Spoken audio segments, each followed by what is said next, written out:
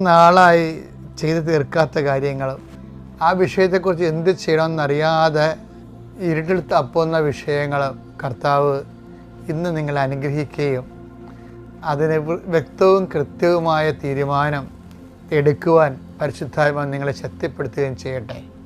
എന്ത് ചെയ്യണം, ആരോട് ചോദിക്കണം, ആര് സഹായിക്കും, അങ്ങനെ പല ഒരു തീരുമാനം എടുക്കാനെക്കുറിച്ച് അതിൻ്റെ ഗുണവും ദോഷവും പകുതി നിൽക്കുമ്പോഴേ ഏത് തിരഞ്ഞെടുക്കണമെന്നറിയാതെ ആശങ്കാകുലരാകുന്നവരെ ആത്മാവിൽ ഈ നിമിഷം അഭിഷേകം ചെയ്യുന്നു.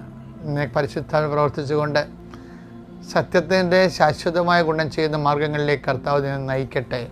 നീ ആലോചന എടുക്കുന്നവരെ കർത്താവിൻ്റെ കൃപയിൽ നിറഞ്ഞവരായിരിക്കാനും ആ മേഖലയിൽ അനുഭവ സമ്പത്തുള്ളവരായിരിക്കാനും അതിൻ്റെ സത്യം വ്യക്തമായിട്ട് വേജമല്ലാതെ നിന്നെ പറ്റിക്കാതെ നിനക്ക് പറഞ്ഞു തരാൻ സന്മനസ്സുള്ള സദ്ദീർത്തിയരെ കർത്താവ് നിനക്ക് ക്രമീകരിച്ച് തരട്ടെ എന്ന് പ്രാർത്ഥിക്കുന്നു.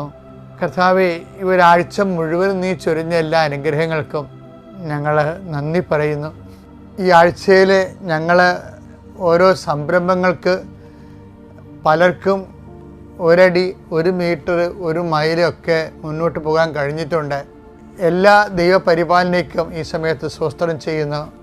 കർത്താവെ, യാത്ര ചെയ്യാൻ സ്വരുക്കൂട്ടുന്നവരെ അവർ അർപ്പിച്ച് പ്രാർത്ഥിക്കുന്നു. പുതിയ കോളേജിലും പുതിയ സ്ഥലങ്ങളിലും പുതിയ സ്ഥാപനങ്ങളിലൊക്കെ പഠിക്കുന്നതിന് വേണ്ടി സ്വരുക്കൂട്ടുന്നവരെ സമർപ്പിച്ച് പ്രാർത്ഥിക്കുന്നു.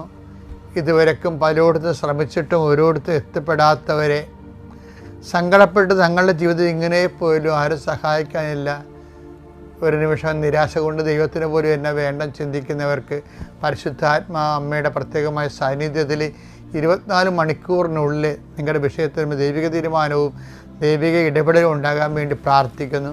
പല കാലങ്ങളിലായിട്ട് ഒരു തിന്മ ചെയ്യരുത് എന്നിട്ട് അവസാനം നിവൃത്തി ഗതികേടുകൊണ്ട് ചെയ്യേണ്ടി വരുന്ന സാഹചര്യത്തിൽ കർത്താവ് നിൻ്റെ കാലുകളെയും കൈകളെയും ബന്ധിക്കട്ടെ എന്ന് പ്രാർത്ഥിക്കുന്നു.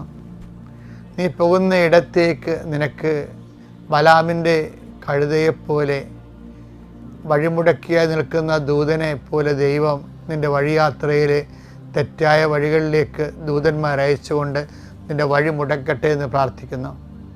നിൻ്റെ ആത്മാവ് നഷ്ടപ്പെടുന്ന എല്ലാ മേഖലകളിൽ നിന്നും കർത്താവ് നിന്നെ പിൻവലിക്കുകയും അവിടുത്തെ അനന്തമായ കാരണത്താൽ നീ നയിക്കപ്പെടുകയും ചെയ്യും.